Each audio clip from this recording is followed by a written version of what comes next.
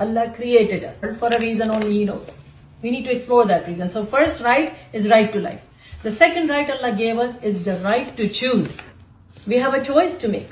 Allah has given us the complete constitution, curriculum and a teacher, but we are given the right to choose. That's our second right. The third right is the right to be respected. At Allah's slave. We're nobody's slave. Nobody can insult us because وتعز من تشاء وتذل من تشاء. That every mom should know and memorize and also instill these things in our children. Boys and girls, both. So nobody should be able to or allowed to hurt you, take your life away, kill you. Nobody should be able to make choices for you as Allah's slave. Allah gave you Quran as the constitution. That's the constitution of a Muslim's life.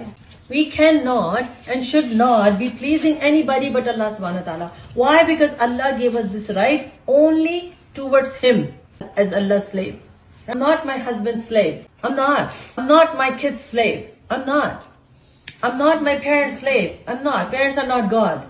And He is the only God that I submit to. I'm obeying my parents because I want to obey Allah through that and to please Allah. Those three rights are given to us with obligations.